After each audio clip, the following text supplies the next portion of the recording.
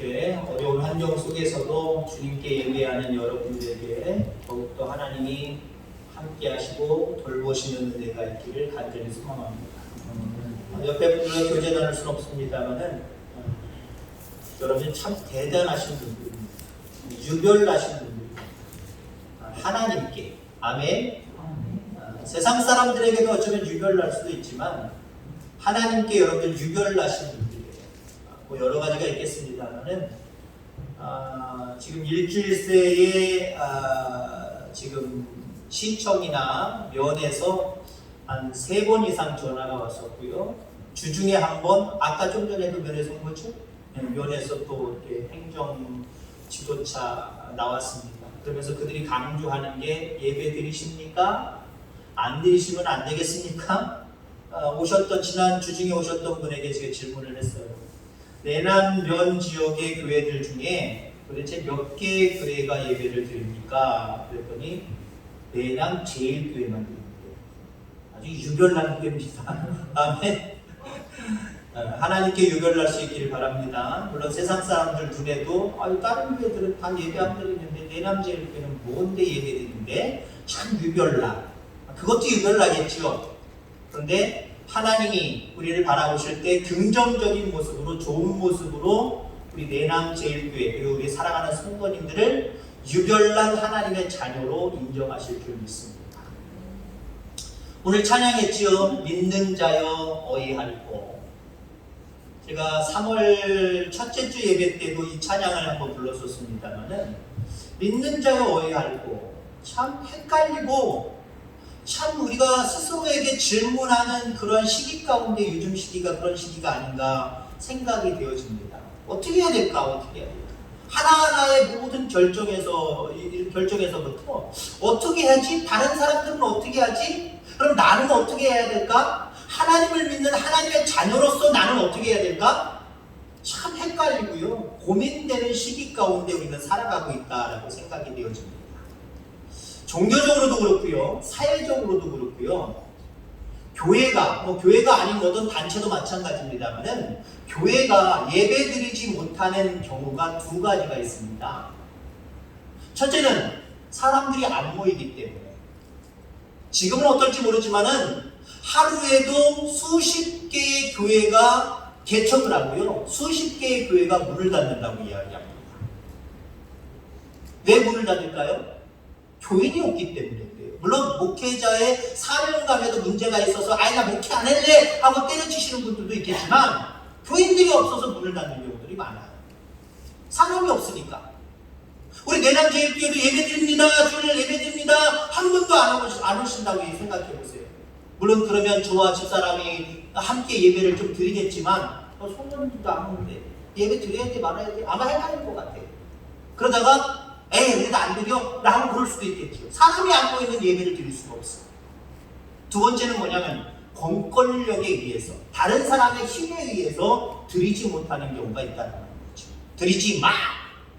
일제시대 때 기독교 탄압에 의해서 드리지 못했던 것처럼 외부의 힘에 의해서 드리지 못할 때가 있습니다. 요즘 한국교회 강단들 80% 이상의 예배를 드리지 못하고 있습니다. 물론 우리 노회장님도 문자 메시지를 보냈어요. 예배 드리는 교회가 있고 드리지 못하는 교회가 있지만 우리 예배는 멈출 수 없습니다 라고 하는 어떤 의미 있는 말씀을 하셨어요. 드리지 못하는 교회도 있고 드리는 교회도 있어요. 그러나 마음으로도 우리는 예배를 드리는 것에는 그침이 없이 계속 예배하는 자가 되어야 됩니다 라고 하는 메시지예요. 그런데 여러분들, 성전에서 예배 드리는 것과 나 혼자 아니면 어떤 매체를 통해서 예배 드리는 것과는 참 달라요. 지금 한국교회 강단에 공식적으로 예배가 지금 어떻게 보면 중지되고 있어요. 무엇 때문입니까? 사람들이 안 모이기 때문에. 모이려면요 모여요. 100%는 아니어도 뭐 50%든 30%든 모이려면 모여요. 10%도 모여도 상관없잖아요. 모이려면 모여요. 근데 한국 강단이 모이라고 하는 것보다 외부적인 모습 가운데 드리지 말아라 라고 이야기하니까 눈치 봐서 때로는 또 물론 사회적으로 협력하기 위한 모습도 있지만 그렇게 드리지 못하는 교회들이 상당히 늘어나고 있다는 거죠. 사람들이 안 오기 때문이가 아니라 공권력 때문에. 어떻게 보면요, 그렇게까지 이야기할 필요는 없겠습니다만은 탄압 아닌 탄압입니다. 제주도에 사는 어떤 믿음 좋은 집사님인지 권사님인지는 잘 몰라요. 얼굴은 안 나오니까요. 그분이 카메라와 줄자를 가지고 한 일주일도 채 안 됐을 것 같아요. 왜냐하면 사회적 거리두기 해갖고 지난주부터 4월 5일까지 3주 동안 제발 예배 드리지 마십시오 라고 지금 기독교계에게 강력하게 지금 나라에서 지금 정책을 피고 있거든요. 그러니까 그게 있은지 그 어떤 그 공포가 얼마 되지 않아서였을 겁니다. 제 집사님이라고 얘기할게요. 잘 모르니까요. 그 집사님이 그 관내에 있는 보건위생과를 찾아갔어요. 그러면서 여러분들 수고하시는 것 아는데 그러면서 그 직원들 간 거리를 줄자를 가지고 재봅니다. 양 옆에 80cm밖에 안 됩니다. 앞뒤로 재보니까 몇 cm라고 얘기는 안 했는데 2m 이상 뛰라고 얘기를 하잖아요. 교회 예배드리지 마십시오. 자랑 드리려면 2m 이상 뛰어야 되고 어쩌고 줄 상황이 많잖아요. 이 집사님이 거기 가서요, 앞뒤 줄로 재고 양옆에 직원 간의 거리를 두고 재고, 그리고 카메라를 들고 이제 찍잖아요. 지금처럼 저만 지금 마스크 안 썼죠? 제가 봐도 동영상을 봐도요, 그 직원들 수십 명이 마스크 쓴 사람이 한 사람도 없더라고요. 위생을 책임지는 나라에서 자기들도 규칙을 어겨가면서 이렇게 하고 있는데 왜 기독교만 가지고 왜 이렇게 탄압 라고 이야기를 하더라고요. 제가 왜 탄압의 이야기를 하냐면요, 뭐 정치적인 부분을 제가 말씀드리려고 하는 것이 아니라 특히 PC방, 노래방, 기독교 또 더 있겠습니다만 특히 이 세 개를 가지고 되게 강력히 요구를 하잖아요. 그리고 지금 걸리시는 분들 가만히 보면은요, 목욕탕에서도 걸려오고요, 또 우리 경주 지역 같은 경우는 그 어떤 음식점, 특히 유흥업소 같은 술 마시는 곳, 그런 데서 나와요. 목욕탕에서도 나오고.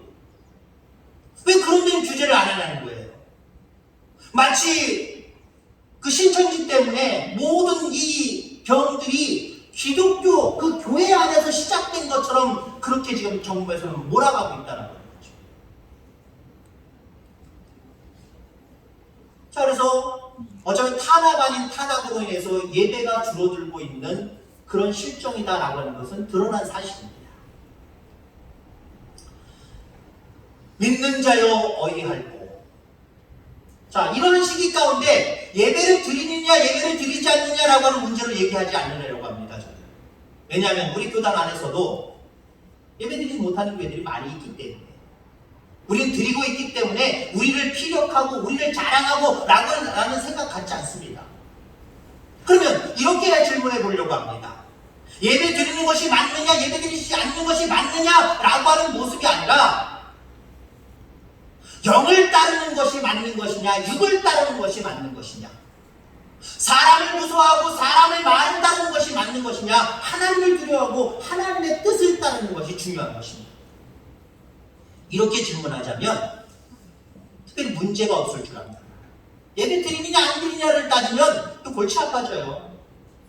우리 동영상을 제작합니다만은 동영상 검색하시는 분들이 어떤 때는 60명 이상이 넘어갈 때도 있더라고요. 우리 교인들뿐만 아니라 다른 곳에서도 본다는 얘기예요. 우리 예배의 그 동영상, 설교 특히 동영상을 본다는 거예요. 예배 드리지 않는다, 드린다 이거 가지고 제가 말씀드릴 수가 없어요. 그러니까 오늘은 그 모습이 아니라 우리가 영을 따르느냐 육을 따르느냐, 하나님의 말씀을 더 두려워하느냐 아니면 사람의 말들을 더 두려워하느냐, 하나님을 더 크게 바라보느냐 아니면 어떤 현상들을 더 크게 바라보느냐, 이런 질문으로 여러분 대신하려고 합니다. 하나님을 영을 더 생각할 수도 있고 육을 더 생각할 수도 있어요. 하나님의 말씀을 더 생각할 수도 있고 사람의 말을 더 생각할 수도 있고요, 하나님을 더 크게 바라볼 수도 있고 지금 일어나고 있는 여러 가지 현상들을 더 크게 바라볼 수도 있어요. 우리는 이쪽에 속해야 될 줄 믿습니다. 영을 바라볼 수 있어요. 영의 사람이 되어야 됩니다. 하나님을 바라볼 수 있어야 되고요, 말씀이 우리의 삶의 모든 것들의 중심이 되어야 될 줄 분명히 믿습니다. 룻기서 오늘 1장 6절로 18절까지 말씀을 드렸습니다. 짧은 장수의 룻기서, 보통 목사님들이 교회문을 이야기할 때 이 룻기서를 많이 이야기를 합니다. 나오미가 주인공이 될 수도 있겠습니다만은 자부 룻이, 며느리 룻이 주인공이지.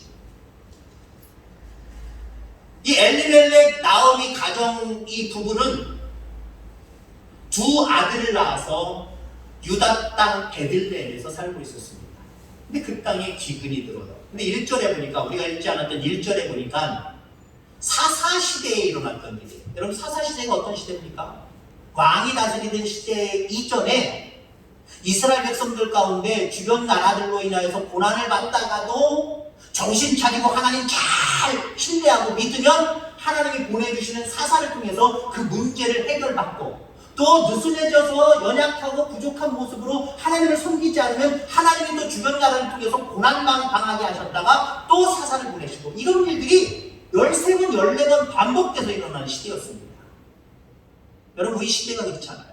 문제가 해결되면 또 문제가 나고, 문제가 해결되면 또 문제가 해결되고, 그래도 여전히 하나님은 일하시더라. 아멘. 그래도 여전히 하나님은 우리 편이시더라. 그게 믿는 우리들이 가지고 있는 기본적인 신앙이어야 됩니다. 근데 엘리멜렉 가족은요, 그 시대 속에 기근이 들으니까 먹을 것을 위해서 그 베들레헴을 떠나서 모압으로 갑니다. 그러니까 물질을 바라보고 떠나가는 거예요. 하나님을 바라보고 그곳에 머물러야 되는데, 우리 이스라엘 민족은 어려움이 있어도 늘 기도하면 하나님이 도와주셔. 하나님 중심의 삶을 살아가면 하나님이 함께 해주셔. 이 믿음으로 거기서 버텨야 되는데, 다른 사람들은 다 버티는데요, 이 가정만 모압으로 이민 아닌 이민을 가버려요. 베들레헴, 떡집입니다. 영적인 모습으로 바라보면 하나님의 말씀이 있는 곳이다라고 하는 거예요. 하나님의 말씀이 있는 곳을 떠나서 어떻게 먹고 살지? 이 문제만 크게 바라보고 먹고 살 걱정으로 다른 나라에 갔다는 거예요. 모압 땅으로 갔다는 거예요. 잘 됐나요? 잘 됐다면 우리도 그렇게 해야죠. 처음엔 잘 된 것처럼 느껴졌겠죠. 배고픔에 문제가 없었으니까요. 근데 얼마 지나지 않았어요. 두 아들은 그 지역에 여자를 만나서 장가를 들어 가정을 이룹니다. 자식들은 없습니다. 그러고 난 다음에 아버지 엘리멜렉이 죽습니다.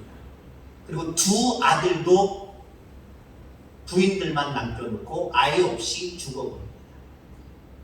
불행한 가정이 되어버렸어요. 나오미, 오르바, 룻, 자기들 둘이에요. 세 여인만 남는, 과부만 3명 남는 불행한 가정이 되어버렸어요. 물질을 쫓아서 물질이 더 중요하다고 생각하고 물질을 따랐던 이 나오미 가정, 엘리멜렉 가정, 잘된 게 아니에요. 오히려 불행한 모습이 그들의 삶을 덮쳐버렸다는 거죠. 나오미는 생각하면 생각할수록 서름이, 고통이, 아픔이 가슴을 찢었을 거예요. 남편을 생각하면 찢어져 오는 아픔, 두 아들을 생각하면 찢어지는 아픔, 자기 자부들을 바라보면서 자기의 신세를 바라보면 너무나도 고달프고 아픈, 찢어지는 그 가슴을 안고 있었을 겁니다. 그래서 나오미는 결단합니다. 내 고향 유다로 돌아가야지. 베들레헴 말씀 곁으로 돌아가야지. 결단을 합니다. 근데 그 결단과 동시에 어떤 소식이 들려요? 그곳에 유다 땅 베들레헴에 하나님이 도우셔서 그들이 먹게 되었더라, 잘 살게 되었다라는 소식이 들려요. 가만히 있었으면 얼마나 좋았을까. 여러분, 영의 사람은요, 가만히 있으면 하나님이 도우십니다. 아멘. 영의 사람이 육의 사람이 되어서 육신의 생각을 가지고 움직이면 잘 될 것 같지만 잘 안 돼요. 하나님이 역사하시지 않아요. 다음은 어찌됐든 간에 돌아가기로 결정을 하고 돌아가는데 두 자구가 따라 나서는 거예요. 어머니, 저희도 가야지. 따라 나섭니다. 따라 나서는 중에 가만히 가다 보니까 나오미가 이 두 자부가 나를 따라갈 이유가 하나도 없는 거예요. 그래서 자부들한테 이야기를 합니다. 너희 어머니에게로 돌아가려는 거예요. 나를 따라가봐야 소망이 없다는 겁니다. 근데 이 두 자부가 울면서 아닙니다. 우리는 어머니 따라갈 겁니다. 그럼 얼마간 길을 가다가 또 나오미가 두 번째로 이 자부들에게 이야기를 합니다. 돌아가봤자 평생 과부야. 아무 소망도 없고 돌아가봐야 나는 고향으로 돌아가지만 내 나라 내 동국으로 돌아가지만 너희들은 이방인이 되는 거야. 아무 소망 없어. 그랬더니 첫째 자부 오르바는 그럼 어머니 그렇게 말씀하시니까 저는 돌아갈래요 하고 돌아갔습니다. 가만히 생각하니까 소망이 하나도 없잖아요. 아무 비전이 없잖아요. 그러니까 어머니 곁에 자기 모압 땅에 남는 것이 훨씬 유익했기 때문에 육신적으로 생각한 거예요. 물질적으로 생각한 거예요. 그래서 오르바는 남았습니다. 이제 나오미가 둘째 자부 룻에게 이야기합니다. 네 형님 봐라, 가짜니 너도 따라가라. 그랬더니 그 유명한 16절 말씀 돌려볼래요? 16절 17절 말씀을 보면 룻이 이렇게 얘기합니다. 16절 룻이 이르되 내게 어머니를 떠나며 어머니를 따르지 말고 돌아가라 강권하지 마옵소서. 어머니께서 가시는 곳에 나도 가고 어머니께서 머무시는 곳에서 나도 머물겠나이다.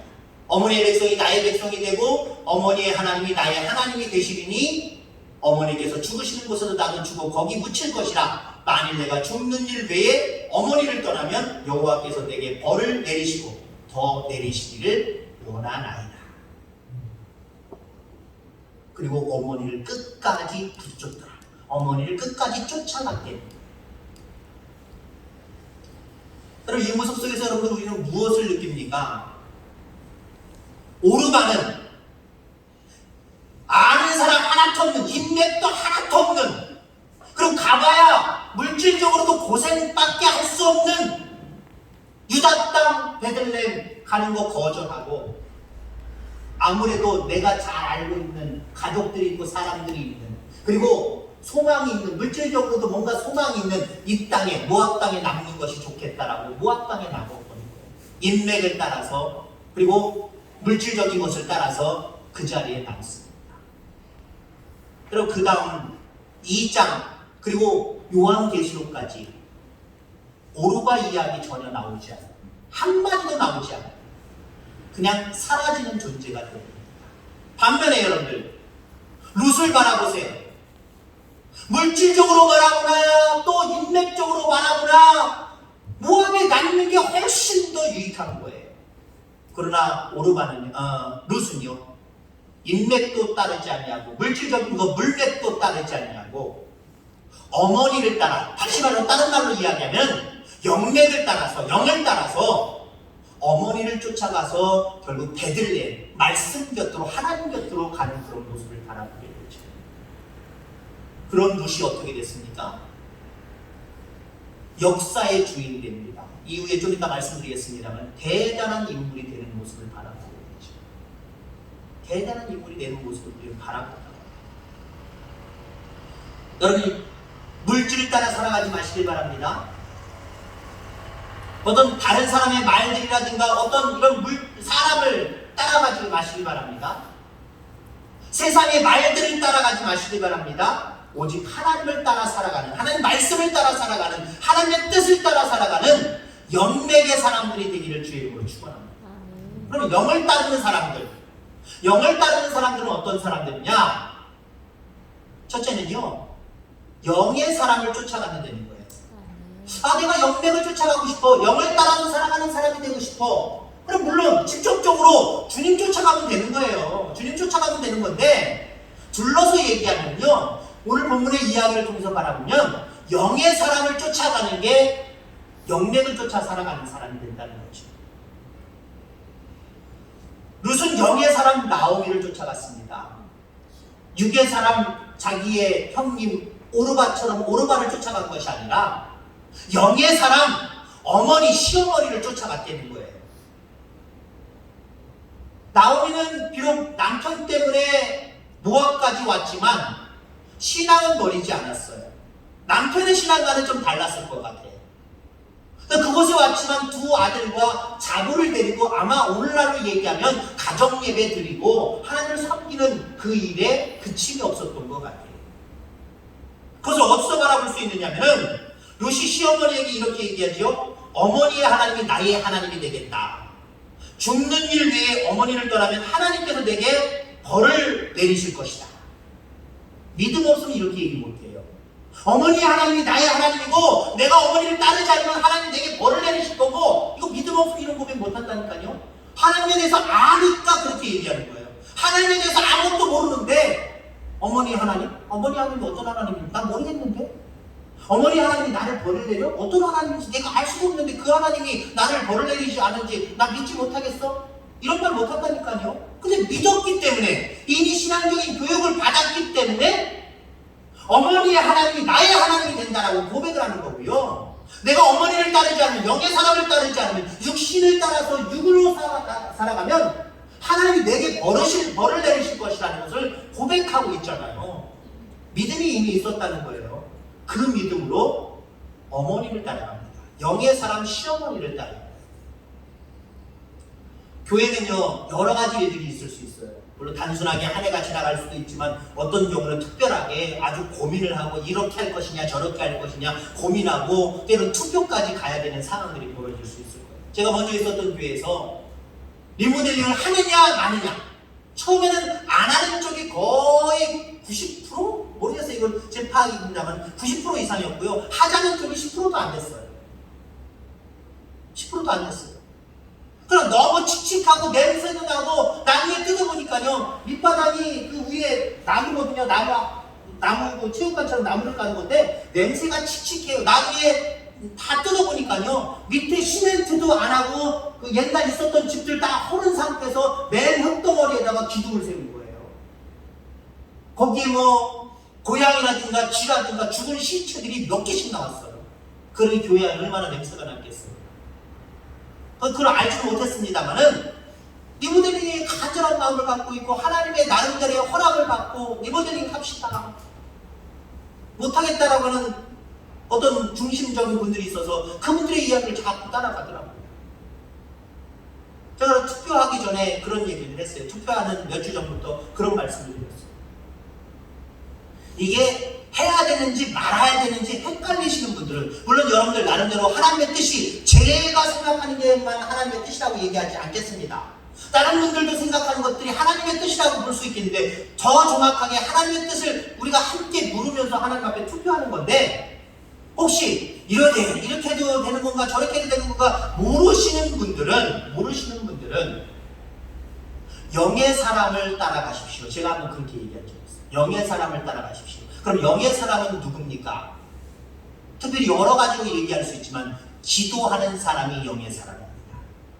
가만히 여러분들 지켜보시면 누가 더 많이 기도하는지 여러분들 눈에도 쉽게 보이지 않습니까? 그분이 영의 사람입니다. 내가 이렇게 해야 될지 저렇게 해야 될지 모르는 사람들은 괜히 이 사람이 좋으니까 이 사람 쫓아가고, 이 사람이 좋으니까 이렇게 쫓아가고, 그렇게 쫓아가지 마십시오. 인맥을 쫓아가지 마십시오. 내가 좀 모르겠걸랑 기도해보시고, 기도해도 잘 모르겠걸랑 나보다 더 기도하고 나보다 더 하나님 앞에 영광 돌리는 그 사람들 있을 거 아닙니까? 그분이 어떤 생각을 갖고 있는지 그분 쫓아가십시오. 여러분, 하나님만 바라보고 신앙생활도 합니다만 때는 여러분들, 저도요, 목회자로서 여러분 성도들 이끌고 믿음의 세계로 점점 더 나아가기를 원하지만 저도 존경하는 목사님이 있어요. 그분들 따라할 때가 있고요. 이거 어떡하지? 그 목사님은 어떻게 하려나 전화가 와서 목사님 이런 일이 있는데 목사님 어떻게 생각하세요? 그분 이야기 듣고요. 그분 의견대로 결정할 때가 있어요. 여러분들에게도 여러분들보다 신앙이 더 좋은 그러한 옆에 영의 사람들 한 분 이상 두시길 바랍니다. 하나님 앞에 기도하고 사모하고 그런 사람들 두세요. 그리고 내가 헷갈릴 때 그 사람들은 어떻게 생각하느냐 따라가 보세요. 롯은요, 영의 사람 어머니를 쫓아갔어요. 다른 거 없어요. 인맥 안 봤어요. 금맥 물질적인 거 안 봤어요. 오직 영의 사람 어머니이기 때문에 그 영의 사람을 그렇게 쫓아가요. 그게 영의 사람이에요. 영맥을 쫓아가는 사람. 자, 두 번째로 또 영맥을 쫓아가는 사람은 어떤 사람들이냐? 말씀을 쫓아가는 사람이에요. 말씀. 하나님의 말씀. 사람의 말이 아니에요. 하나님의 말씀을 쫓아가는 사람이에요. 룻의 고백 속에는요, 신비스러움이 있습니다. 어머니의 백성이 나의 백성이 되고 어머니의 하나님이 나의 하나님이 되시니. 이거 어떻게 고백할까요? 물론 아까 얘기했지만 하나님에 대해서 알기 때문에 이렇게 고백을 하는 건데, 하나님의 말씀을 어떻게 알았을까요? 나오미를 통해서 전해주는 그 말씀을 통해서 하나님이 어떤 하나님이시구나, 그리고 그 하나님이 어떻게 하기를 원하시는 거구나, 신앙적으로 교육을 받았다는 거예요. 결국 룻은요, 말씀을 쫓아갔다라고 볼 수 있는 거예요. 영의 사람 어머니를 쫓아갔지만 다른 말로 얘기하면 말씀을 쫓아간 거예요. 그리고 실질적으로 모압을 버리고 베들레헴, 어머니의 고향, 남편의 고향 베들레헴으로 갔어요. 영적으로 해석하면 베들레헴 아까 뭐라 그랬습니까? 뜻이 떡집입니다. 떡집. 생명의 떡, 하나님의 말씀이 있는 곳을 택한 거예요. 많은 사람들이 육신의 말을 듣고 세상의 말을 듣고 그것을 선택하지만, 우리는 하나님의 말씀을 믿고 말씀을 보고 말씀을 여러분 쫓아가는 저와 여러분들 되기를 주님으로 축원합니다. 이스라엘 민족들은요, 이 여자들의 이름을 족보나 어떤 중요한 어떤 책들의 기록을 잘 안 합니다. 예수님의 족보를 바라보면 남자 이름이 42명 나옵니다. 그리고 정말 대단하게도요, 여자 이름이 5명 나옵니다. 그 중에 룻이 있어요. 예수님의 족보에 룻이 끼어 있다는 거예요. 예수님의 족보에 나오는 여인들을 이야기하면 다말, 라합, 좀 전에 얘기했던 룻, 밧세바, 마리아, 5명의 이름이 있어요. 예수님의 족보에 이르는 놀라운 인물이 됐다는 거예요. 인명을 따르지 아니하고 금명을 따르지 아니하고 물질을 따르지 아니하고 오직 영의 사람을 쫓아서 말씀을 쫓아간 룻에게 하나님은 그 자손을 통해서 예수님의 족보를 읽게 하셨다는 거예요. 놀라운 축복 아닙니까? 영의 사람이 누리는 축복이다라고 하는 거죠. 자, 마지막으로, 그러면 영맥을 따른다라고 하는 것은 무엇이냐? 세 번째는요, 영적인 체험을 한다는 거예요. 영적인 체험. 영적인 체험. 성경에서 이름은 중요한 의미를 가지고 있습니다. 엘리멜렉, 제 호주죠. 엘리멜렉, 이 집안의 호주입니다. 엘리멜렉. 엘리멜렉의 뜻이 뭐예요? 나의 하나님은 왕이시다. 근데 이 사람은 나의 하나님은 왕이시다고 하는 고백대로 살지 못했어요. 그렇잖아요. 나의 하나님은 왕이시다 그러면 기근이 들었어도 말씀을 떠나지 아니하고 오직 하나님 바라고 그 땅에 남아있어야 되는 거예요. 사사시대 그것도. 근데 나의 왕은 물질이다, 먹고 사는 거다 라고 생각하고 지금 모압으로 갔잖아요. 자, 나오미, 나의 기쁨, 나의 즐거움이다 라고 이야기합니다. 이름의 뜻이요. 첫째 아들이 말론입니다. 병, 이름 그대로 일찍 병들어 죽었어요.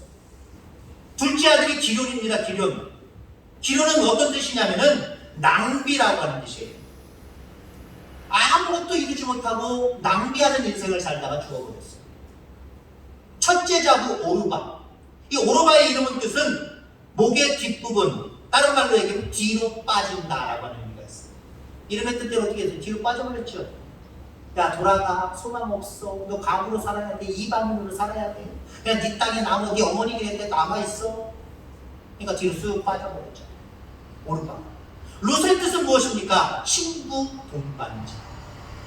친구 동반자. 영을 따라서 영의 사람 어머니의 친구가 되고 동반자가 되고, 영을 따라서 하나님의 친구가 되고 하나님과 영원히 함께하는 동반자가 되고 있잖아요.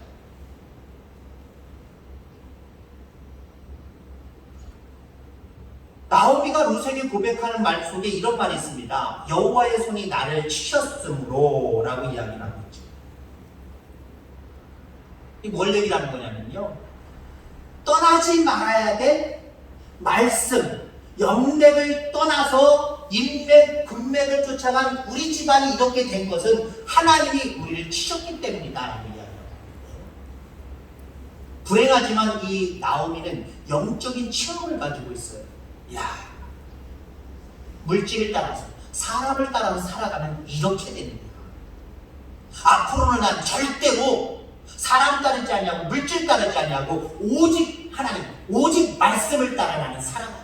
그래서 나 지금 베들레헴으로 돌아가는 거야. 이런 고백을 하고 있는 거예요.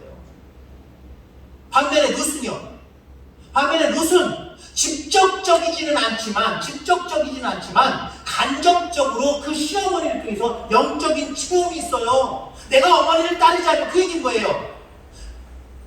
내 형님처럼 물질을 따르고 사람을 따라서 모압에 남으면, 어머니를 따라가지 않으면 하나님이 내게 벌을 내리실 거다. 이거는요, 직접적인 체험은 없지만 이미 간접적인, 어머니를 통해서 간접적인 하나님의 살아계심을 체험하고 있다는 거예요. 체험했다는 거예요. 그러니까 이런 고백이 나오는 거예요. 여러분, 우리가 신앙들은 좋은 생각도 많이 가져야 되지만, 내가 이렇게 신앙생활하면 하나님 기뻐하실까? 혹시 내게 벌을 내리시는 것 아닌가? 이런 두려운 마음도 여러분 동시에 가지셔야 됩니다. 좋은 쪽으로만 생각하고 긍정적으로만 생각하고 주여 믿습니다도 중요하지만, 또 때로는 나를 점검하면서 이런 건 안 되는데, 이런 건 하나님 기뻐하시지 않을 텐데, 벌을 내리실 텐데, 이런 모습도 우리는 가져야 된다는 거예요. 어쩌면 지금 오늘날의 이 세계, 오늘날의 이 한국, 하나님의 은혜, 하나님의 돌보심, 하나님의 사랑을 더 체험할 수 있는 좋은 기회인 줄 믿습니다. 우리가 평상시에 아무 걱정 없고 염려 없을 때 무슨 하나님의 도우심과 인도하심 깊이 생각해 볼 필요 없잖아요. 그냥 믿는 습관에 따라서 나 하나님 하고 우리가 이렇게 신앙생활 했다고 한다면 지금 얼마나 간절해요. 여러분 스스로를 점검해도 대단히 간절할걸요? 여러분의 인생 속에 이렇게 간절해 본 적이 있나? 라고 할 정도로 아마 그 정도로 간절할 겁니다. 하나님 도와주세요.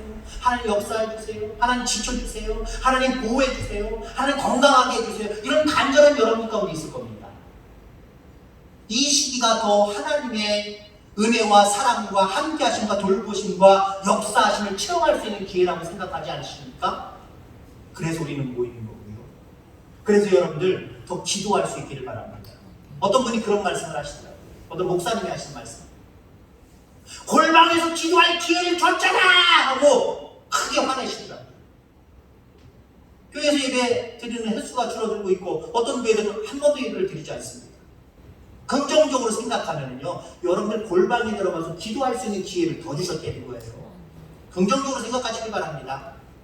예배를 드리냐 마느냐 이 문제 가지고 왔다 갔다 저울질하지 마시고요. 우리도 어차피 대배는 드리지만 다른 예배 다 없잖아요. 교회 오는 시간이 줄어들었잖아요. 근데 하나님이 긍정적으로 바라보면 여러분들 가운데 여러분들 초소에서 더 골방에서 기도할 수 있는 기회를 주셨다는 거예요. 아멘. 기도하시길 바랍니다. 그러면 이렇게 어려운 상황 속에도 우리 하나님은 살아계시는구나. 하나님 이렇게 역사해 주시는구나. 이렇게 도우시는구나. 우리를 이렇게 강건하게 하시는구나. 체험하시길 바랍니다. 체험하면요, 나중에 물질이 우리를 유혹해 하고 사람의 말들이 우리를 유혹해 하고요, 딱 끊을 수 있어요. 나는 하나님의 사람이야. 나의 하나님은 영원하신 분이야. 나는 오직 그 말씀을 쫓아 살 거야. 나는 오로지 영맥을 따라 살아갈 거야. 이런 고백을 하면서 살아갈 수 있다는 거예요.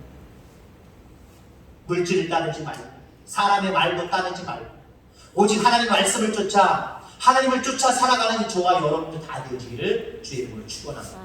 하나님 아버지 감사합니다.